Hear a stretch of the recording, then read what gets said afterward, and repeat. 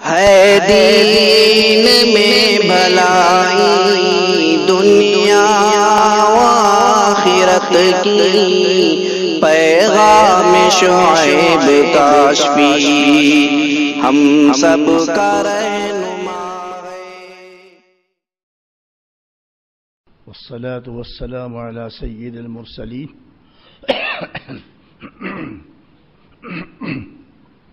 وقائد الاولین والآخرین وخاتم الرسل والنبیین وعلى آلہ واصحابہ وازواجہ وذریاتہ وجنودہ اجمعین، اما بعد فاعوذ باللہ من الشیطان الرجیم، بسم اللہ الرحمن الرحیم۔ ان الانسان خلق ہلوعا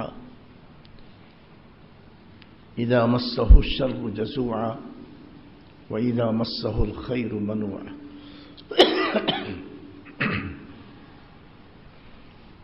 بزرگان محترم، معزز سامعین،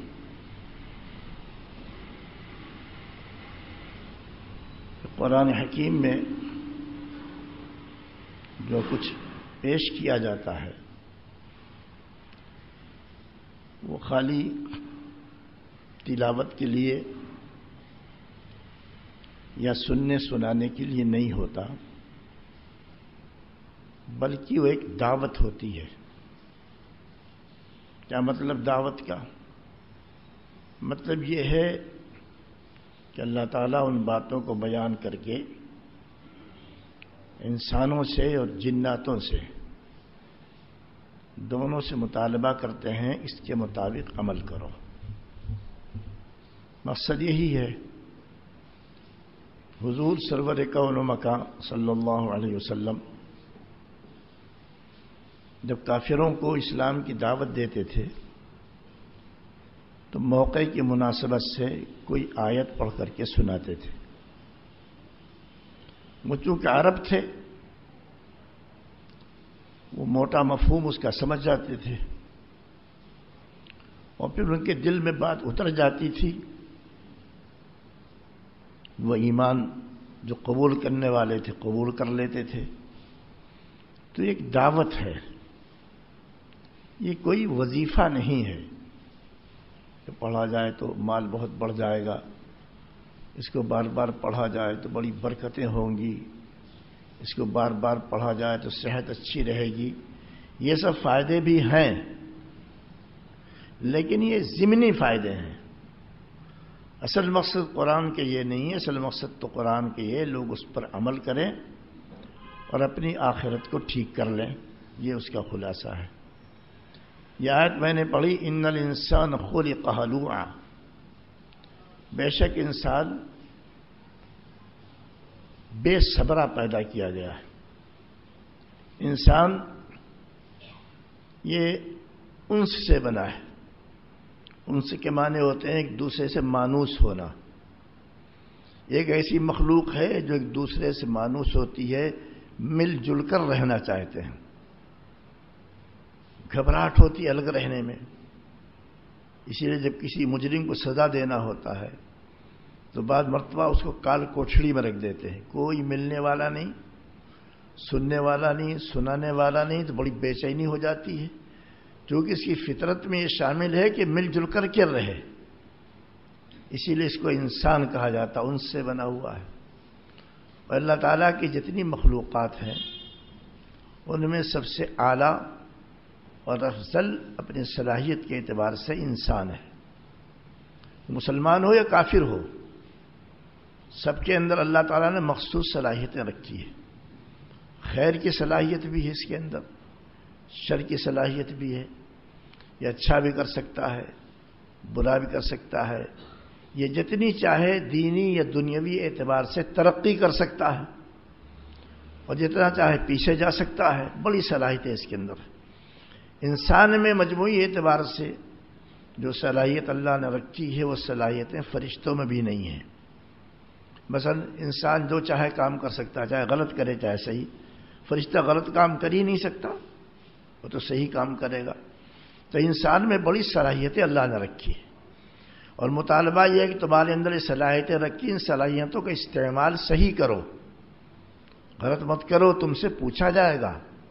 یہ نہیں کہ ایسی صلاحیت دے دیا ہے، قابلیت دے دیا ہے، اندرونی طور پر کمالات دے دیے ہیں، کچھ علم و ہنر دے دیا ہے، تو باقاعدہ اس کے بارے میں پوچھا جائے گا تم نے اس کا صحیح استعمال کیا یا صحیح استعمال نہیں کیا ہے، وہ فالتو نہیں ہے۔ تو اللہ تعالیٰ کی مخلوقات میں سے بڑی اشرف عظیم الشان یہ مخلوق ہے جس کو انسان کہا جاتا ہے، یہ جنت میں جائیں گے۔ اور دوسرے نمبر پر جن آتے ہیں، وہ بھی احکام شرعیہ کے مکلف ہے۔ تو انسان کا کچھ مزاج ہے اور کچھ اس کے اندر عادتیں ہوتی ہیں، کچھ باتیں اندرونی طور پر پائی جاتی ہیں۔ اب اگر وہ ایمان قبول کر کے شریعت کے احکام پر عمل کرتا ہے تو اس کے اندر جو خرابیاں ہوتی ہیں پیدائشی طور پر وہ دور ہو جاتی ہیں، اور اگر وہ احکام شرعیہ پر عمل نہیں کرتا، ایمان بھی نہیں لاتا، تو وہ خرابیاں جو اس کے اندر پیدائشی طور پر پائی جاتی ہیں وہ برقرار رہتی ہیں اور پھر اس کو جہنم میں لے جاتی ہیں۔ آیت کریمہ کا ترجمہ ہے ان الانسان خلق ہلوعا، بے شک انسان کو ہلو کہتے ہیں جس کے کام میں بڑی جلدی ہو، بے صبری ہو۔ دیکھ آپ کتنے بے صبرے لوگ رہتے ہیں، گھبرا جانا، پریشان ہو جانا، جلد بازی کرنا، کوئی سکون طبیعت میں نہیں رہتا۔ ذرا مال میں کمی آ جائے ایک دم پریشان، گاہک کمانے لگے ایک دم پریشان، طبیعت خراب ہو گئی ایک دم پریشان ہو جاتے ہیں۔ یہ جو کورونا کی بیماری چلی ہے اور جس کے بارے میں کہا کرتا ہوں بیماری کم ہے سازش زیادہ ہے، بیماری چلی ہے، اس سے لوگ کتنا گھبرائے، کتنا پریشان ہوئے، اتنا پریشان ہوئے ہیں، گھبرائے ہیں کہ اللہ تعالیٰ کے اوپر سے گویا اعتماد ہی ختم ہو گیا، توکل۔ اچھے خاصے پرانے نمازیوں نے مسجد میں آ کر نماز پڑھنا چھوڑ دیا۔ ان سے پوچھئے اگر اللہ تعالیٰ ناراض ہو جائے اور آپ مسجد میں نہیں آئیں کورونا کے ڈر سے، تمہارے گھر میں رہتے ہوئے کورونا مبتلا نہیں کریں گے؟ کریں گے کہ نہیں کریں گے؟ نہیں کر دیں گے۔ تم بازار میں جا رہے وہاں کر دیں گے، فٹ پاتھ پر وہاں کر دیں گے، دکان میں وہاں رہو گے۔ تو اتنا آدمی گھبرا جائے، پریشان ہو جائے کہ توکل ہی بالکل گویا کہ ہٹ گیا، اور اتنا خوف زدہ ڈر گیا ہے کہ گویا ساری بلا اور ساری مصیبت اور ساری وہ مسجد میں ہے، باہر نہیں ہے، باہر پھر رہے ہیں، بازاروں میں جاتے ہیں، کاروبار کے لیے جاتے ہیں، دکانوں پر جاتے ہیں، باغات میں جاتے ہیں، زراعت میں جاتے ہیں، لیکن مسجد میں نہیں آتے۔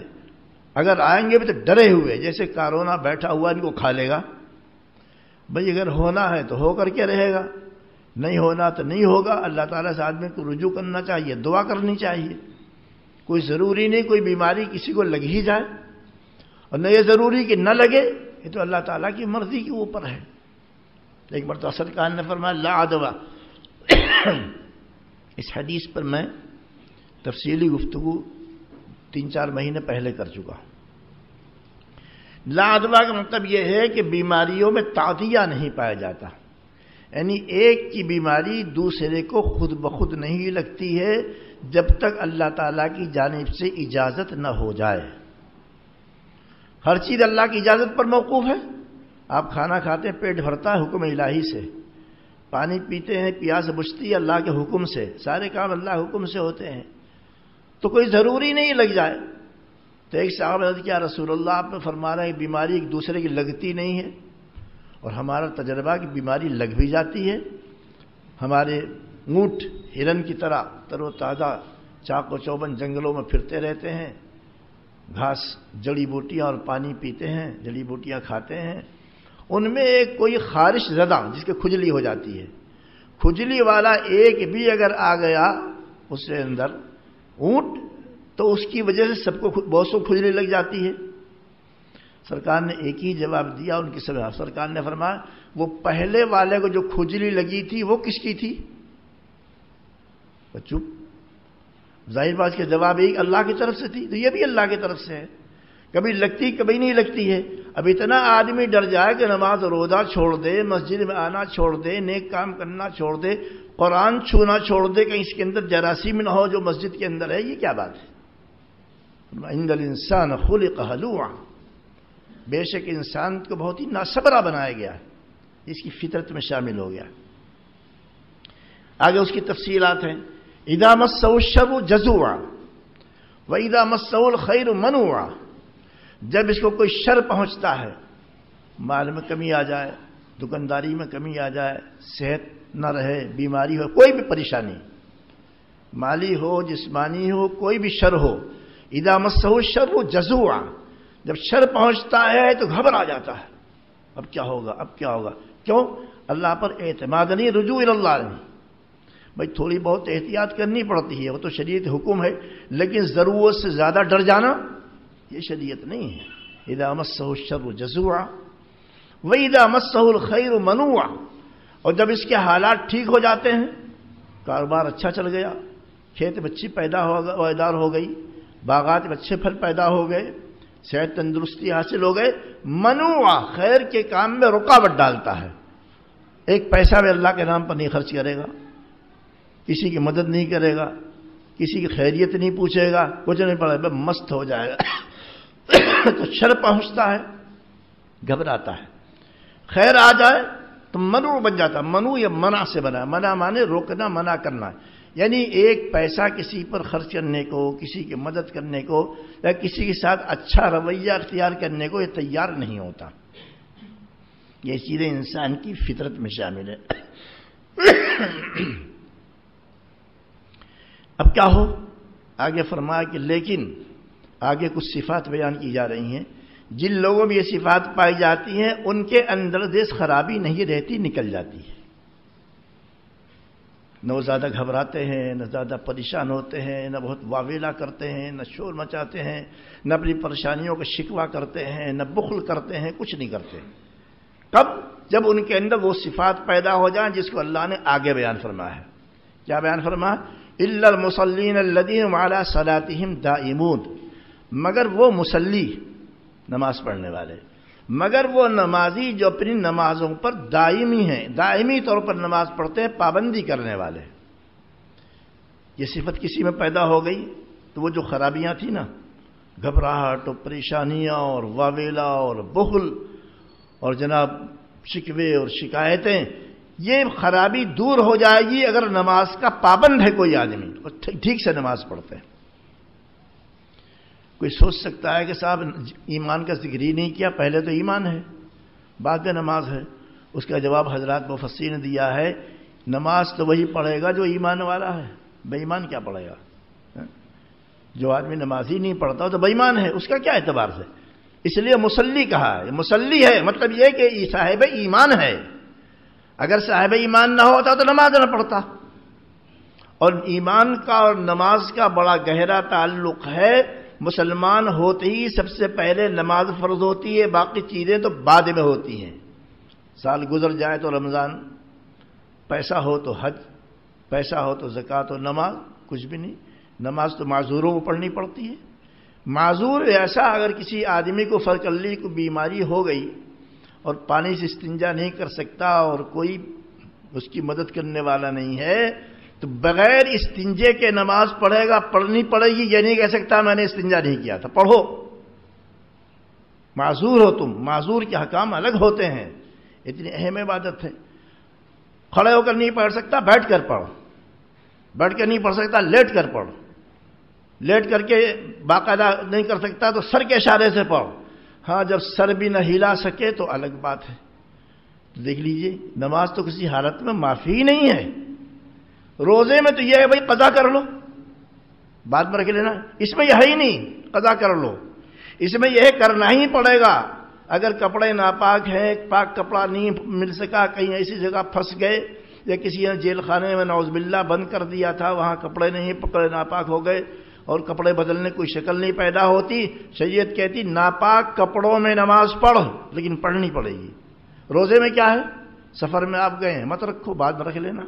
بیمار ہو، مت رکھو، بعد میں رکھ لینا۔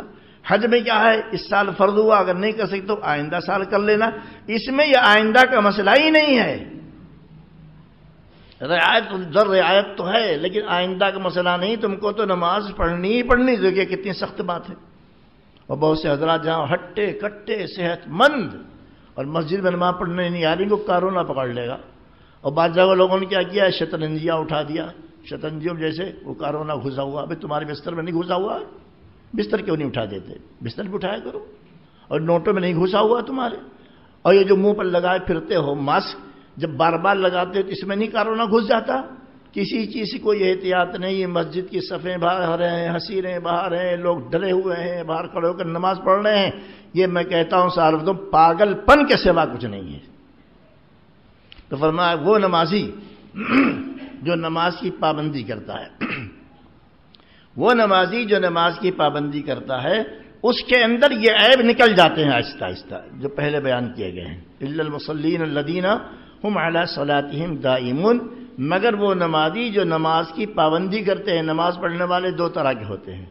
ایک تو ہوتے ہیں گنڈے داری کی نماز پڑھتے ہیں، جی میں پڑھ لیا نہیں تو نہیں پڑھا، کبھی یہاں پڑھ لیا، کبھی وہاں پڑھ لیا، کبھی گھر میں پڑھ لیا، کبھی مسجد میں پڑھ لیا. بھائی مسجد کی گھر کی نماز بغیر عذر شرعی کے صحیح نہیں ہوتی ہے. حدیث میں ارشاد اللہ صلاۃ لجار المسجد الا فی المسجد، مسجد کے آس پاس رہنے والے کی نماز مسجد کے علاوہ کہیں نہیں ہوتی ہے. ہاں کوئی آپ کو قتل کرنے کے لیے تیار کھڑا ہے تو دوسری بات ہے، یعنی سخت عذر ہے تو الگ بات، گھر میں پڑھ لیجیے. بلا وجہ گھر میں پڑھ رہے ہیں، بیمار بھی نہیں ہے، کوئی ایسا عذر شرعی بھی نہیں ہے، محض ایک وہم ہے، اس وہم کی بنیاد پر مسجد میں نہیں آ رہے ہیں. تو فرمایا لا صلاۃ لجار المسجد الا فی المسجد، مسجد کے پڑوسی کی نماز مسجد کے علاوہ کہیں اور نہیں ہوتی، مسجد میں پڑھو. اس سے زیادہ مقدس مقام کون ہوگا؟ اور دائمی تو ایک وہ ہوتے ہیں جو کبھی پڑھ لیا کبھی نہیں پڑھا، ان کی تعریف نہیں کی جا رہی.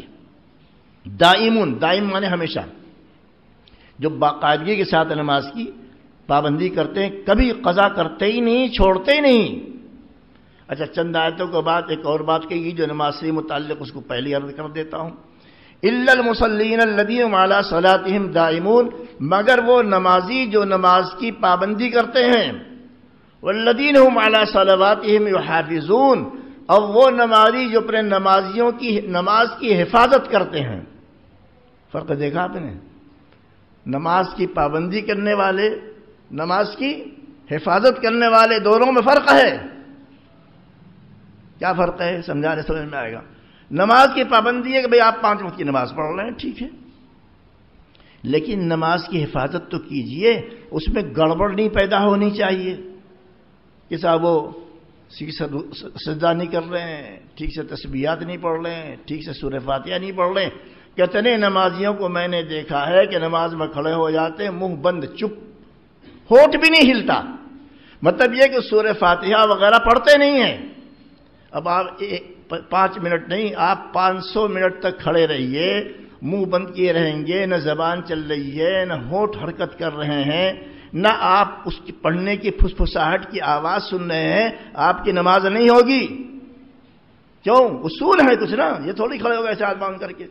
میں نے بہت سے وہ دیکھا ہے، منہ دیکھو چپ بند کیے رہتے، جیسے گونگا ہوتا. گونگا بھی کچھ بولتا ہے، الفاظ سمجھ میں نہیں آتی ہے، کچھ بھی نہیں بولتا. تو قرأت کہاں کیا؟ قرأت کا مطلب یہ ہے کہ سورہ فاتحہ، قرآن کی کوئی آیت، کوئی سورت آپ جو ہے باقاعدہ ایسا پڑھیں کہ آپ کی زبان چلے، آپ کا ہونٹ چلے، اور آپ اپنی آواز کو تھوڑا بہت کھسپھساہٹ کو سن لیں. اب اگر یہ بات نہیں ہے تو نماز کی پابندی تو کر رہا ہے لیکن نماز کی حفاظت، بولتے رہیے، نہیں کر رہا ہے، تو پھر وہ صفات کہاں سے پیدا ہوں گی؟ اور اس طریقے سے بعض لوگ سجدہ ٹھیک سے نہیں کرتے. ناک اور پیشانی دونوں رکھنا چاہیے. سجدہ کیا ہے؟ 7 اعضاء پر کیا جاتا ہے. دونوں پنجوں پر کیا جاتا ہے، دونوں گھٹنوں پر کیا جاتا ہے، دونوں ہاتھوں پر کیا جاتا ہے، پیر کے دونوں پنجوں پر، دونوں گھٹنوں پر، دونوں ہاتھوں پر کیا جاتا ہے. اور ناک اور پیشانی کو ایک شمار کیا گیا ہے، یہ الگ الگ نہیں ہے. دونوں کو ملا کر کیا جاتا تو 7 اعضاء ہو گئے. 7 اعضاء پر اسلامی سجدہ ہے، نماز کا سجدہ ہے. سجدہ تو کافر بھی کرتا ہے، مشرک کرتا ہے، بت کے سامنے لیٹ جاتا ہے. اسلام میں ایسا کوئی سجدہ وجدہ نہیں ہے.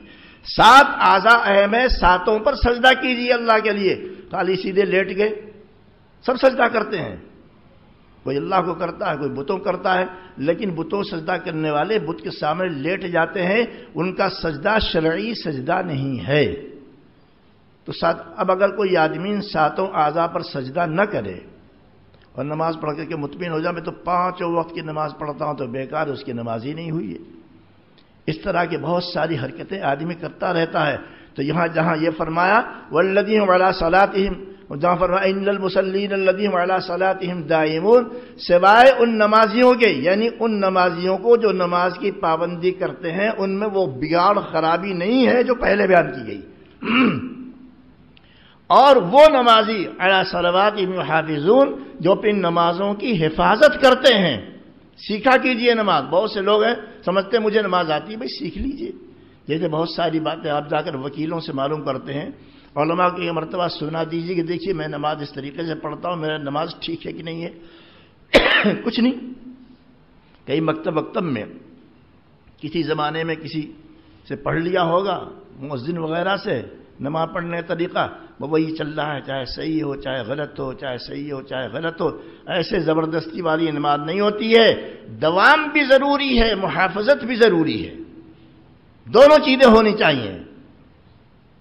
جتنے آداب ہیں، فرائض ہیں، آداب ہیں، سنن ہیں، مستحبات ہیں، ان تمام چیزوں کا نماز میں لحاظ کرنا چاہیے، تو پھر آدمی ان دونوں آیتوں کا مصداق بنے گا، الا المصلین الذین هم علی صلاتہم دائمون، اور آگے والذین هم علی صلواتہم یحافظون، الا المصلین الذین علی صلاتہم دائمون والذین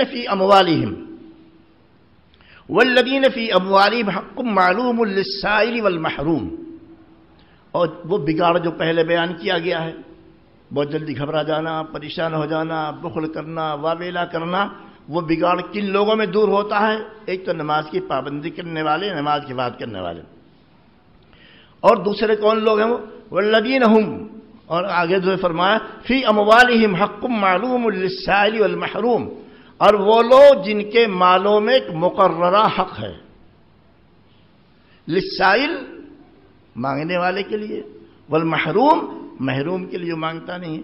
دیکھیے دو طرح کے ضرورت مند ہوتے ہیں، کچھ ضرورت مند ہوتے ہیں جو لوگوں سے اپنی پریشانی کا تذکرہ کر دیتے ہیں، بھائی بارش کے موسم ہے، میری دیوار گر گئی ہے، کچھ میری مدد کر دیجیے، کسی شریف آدمی سے تقاضا کر دیتے ہیں، ایک تو ہوگا تذکرہ کر دیا، یا بھائی میری بہت طبیعت خراب ہے، پیسے نہیں، علاج کے لیے کچھ پیسے دے دو۔ اچھا یہ جو بھیک مانگتے پھرتے ہیں نا، یہ سائل کے اندر وہ نہیں شامل ہے، یہ تو پیشہ ور لوگ ہیں، ان کا کوئی اعتبار نہیں۔ حقیقتاً ضرورت مند کوئی ہے جو ضرورت کے تحت ہی اپنی ضرورت کو ظاہر کرتا، بلا وجہ پیشہ نہیں بنائے ہوئے، اس کی بات کہی جا رہی ہے۔ سائل مانے مانگنے والا، اس کی بات کی جا رہی ہے، اور جو دن رات مانگتے ہی پھرتے رہتے ہیں ان کو تو بھگانا چاہیے۔ حق معلوم للسائل، تو سائل جو ہے جو اپنی حاجت کو کسی کے سامنے پیش کر دے۔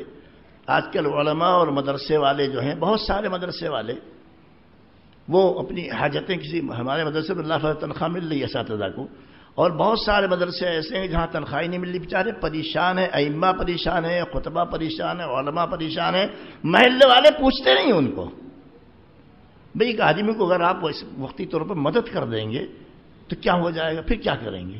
علماء کی، ائمہ کی، خطبہ کی، حفاظ کی، جن کے ہمارے معلوم ہے بیچارہ پریشان حال ہے، کوئی مدد کرنے تیار نہیں، قرضہ نہیں مل رہا، بہت پریشان ہے بعض علاقوں میں۔ بعض مساجد والوں نے ظلم کیا کہ امام کو مسجد سے نکال دیا، بھئی امام کو مسجد نکال دیا، نماز کون پڑھائے گا؟ پھر یہ امام کے روزی روٹی کے کیا ہوگا؟ اس نے تو سارا وقت لگایا تو بھئی نماز پڑھائے گا، اس کی مدد تو کرو، محلے والے مل کر کچھ کوشش کرو، اس کو دو، اس کی مدد کرو، لیکن نہیں، ہمت ہی نہیں ہوتی ہے۔ کیوں؟ منوع، روک لینا، مٹھی بند کر لینا، بینک بیلنس ہے کروڑوں میں لیکن خرچ نہیں کرتے ہیں۔ سوچنا چاہیے سیدھے لفظوں میں، یہ جو مال ہے یہ ہمارے آپ کے باپ کا تھوڑا ہی ہے، یہ تو اللہ کا ہے، جب چاہے چھین لیں گے۔ دیکھا نہیں آپ نے بڑے بڑے بادشاہوں کا جب زوال ہوا ہے، دلی کے بادشاہ کا، مغلیہ خاندان جب زوال ہوا ہے، تو وہ شہزادیاں جن کے پیر کبھی زمین پر نہیں پڑتے تھے، مخمل پر چلتی تھیں، جب لال قلعے کو چھوڑ کر کے بھاگی ہیں کنکروں میں، کچے راستوں میں، تو ان کی حالت خراب ہو گئی۔ حالات ایسے بدلتے ہیں۔ بڑے بڑے شہزادے جن کی حکومت تھی خاندان مغلیہ کے، ان شہزادوں میں کے بہت سارے واقعات لکھے ہوئے کتابوں میں، بھیک مانگنے پر مجبور ہوئے اس جامع مسجد کی سیڑھی پر جو جامع مسجد ان کے باپ دادا نے بنوائی تھی، کھڑے ہو کر بھیک مانگ رہے تھے۔ حالات بدلتے رہتے ہیں، اسے منوع بن کر کے نہیں بیٹھنا چاہیے، بھائی سب کچھ میرا، کسی کو کچھ نہیں ہے، سب اللہ کا ہے۔ تو ان کے مالوں میں، یعنی وہ لوگ جن کے اندر یہ خرابی نہیں پائی جاتی ان کے مالوں میں حق متعین ہے، سائل کا بھی، مانگنے والے کا بھی، حاجت پیش کرنے والے کا، والمحروم اور محروم کا بھی۔ بعض لوگ اتنے شریف الطبع اور نیک ہوتے ہیں، صالح ہوتے ہیں، بھوکے مر جائیں کسی کے سامنے اپنے فقر و فاقے کا تذکرہ بالکل نہیں کرتے، بغیر دوا کی زندگی گزار لیں گے، کھانا پیٹ بھر کر کے نہیں کھائیں گے، لیکن کسی کے سامنے ظاہر نہیں کرتے ہیں۔ اور جب وہ لوگ اپنی حاجت کو ظاہر نہیں کرتے ہیں تو لوگ کیا سمجھتے ہیں؟ یہ اچھے خوشحال آدمی ہیں، حالانکہ اندر سے پریشان رہتا ہو۔ صحابہ کرام جن کو اصحاب صفہ کہا جاتا ہے، صفہ مانے چبوترا، کٹا، سرکار نے جب مسجد نبوی شریف بنوائی تھی تو اسی سے لگ کر کے ایک چبوترا بنا دیا گیا تھا۔ صحابہ کرام جو ہے، جو دینی علم حاصل کرنا مقصد تھا، نہ ان کے بال بچے تھے، نہ ان کی بیویاں تھیں، نہ ان کے کاروبار تھا، دن رات اسی کٹے پر پڑے رہتے تھے۔ اگر جہاد میں بھیجنا ہوا حضور نے جہاد میں بھیج دیا، دین کی دعوت کے لیے بھیجنا ہوا دین کی دعوت کے لیے بھیج دیا، اور اسی طریقے پر اگر کہیں نہیں گئے تو دینی علم حاصل کرتے حضور کی صحبت پہ رہتے تھے۔ اور ان کا حال یہ تھا کہ چونکہ کاروبار وغیرہ کچھ تھا نہیں تو وہ بھوکے پیاسے رہتے تھے، بعض مرتبہ بھوک کی شدت سے بے ہوش ہو کر کے گر جاتے۔ حضرت ابو ہریرہ رضی اللہ عنہ، جن کا نام آپ نے بہت سنا ہے، بہت پڑھا ہے، فرماتے ہیں بعض مرتبہ اتنی بھوک لگتی تھی کہ میں بے ہوش ہو کر کے مسجد کی سیڑھیوں پر گر جاتا۔ لوگ سمجھ نہیں پاتے تھے، لوگ سمجھتے کہ ابو ہریرہ پر کسی جن کا اثر ہو گیا، حالانکہ تو بھوک تھی، جن میں کچھ بھی نہیں تھا۔ بعض صحابہ جو مدینہ منورہ میں باغات والے تھے، وہ کھجوروں کو بڑے بڑے خوشے لا کر کے اور اسی ان کے چبوترے پر لٹکا دیتے تھے، وہ دو چار سب لوگ تھوڑا تھوڑا کھا لیتے تھے، ہے تو کھا رہے ہیں، نہیں چپ چاپ پڑے ہوئے ہیں اصحاب صفہ۔ لیکن کبھی انہوں نے کسی سے مانگا بھی نہیں ہے، کمایا بھی نہیں ہے۔ آپ کہیں صاحب کمانا چاہیے، کماتے تو یہ جو ہے نا لاکھوں کی تعداد میں حدیثیں، اگر اصحاب صفہ کماتے تو لاکھوں کی تعداد جو حدیثیں ہیں آپ کو پہنچتی ہیں؟ بولیے پہنچتی ہیں؟ نہیں پہنچ سکتی تھی۔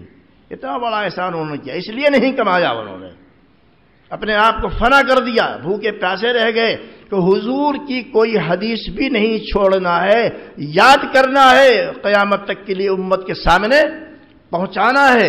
اسی لیے وہ لوگ نہیں کماتے، ورنہ کمانے صلاحیت نہیں تھی کیا ان کے اندر؟ کیوں نہیں صلاحیت تھی؟ لہذا کوئی اعتراض نہیں کر سکتا ہے، انہوں نے علم کے ذخیرے کو جمع کیا ہے۔ آج کل علماء جو دینی کام کرتے رہتے ہیں، یہ اگر دینی کام نہ کریں اور کوئی پان کی دکان کھول لے، کوئی مونگ پھلی کی، کوئی کیلے کی، کوئی جنرل اسٹور کھول لے، کھول سکتے ہیں، لاکھ 2,50,000 کہیں سے مل ہی جائے گا۔ تو یہ دین کا کام کون کرے گا بھائی؟ یہ تو کرنا ہی پڑے گا۔ اس لیے علماء دنیا کی لائن میں نہیں لگتے ہیں، ناکارہ نہیں ہیں۔ اگر جاہل کما سکتا ہے تو علماء نہیں کما سکتے؟ کما سکتے ہیں، لیکن پڑے رہتے ہیں، 8,000 10,000 12,000 15,000 اسی میں پڑے ہوئے ہیں، وہ بھی تنخواہ کبھی ملی کبھی نہیں ملے۔ یہ لوگ اصحاب صفہ کے طرز پر ہیں، ان کی قدر کرنی چاہیے جو اخلاص سے لگے ہوئے دین کے کام میں۔ تو ان کے بارے میں قرآن نے کہا ہے، اصحاب صفہ کے بارے میں، یہ اتنے خوددار ہیں کہ کسی کے سامنے اپنی ضروریات کا ذکر بھی، اتنا تو بھی تو نہیں کہتے ہیں کہ بھائی کھانا کھلا دو، نہیں کہتے ہیں۔ قرآن نے کہا کہ مسلمانوں اور مالدار صحابہ سے کہا اپنا مال ان پر خرچ کرو،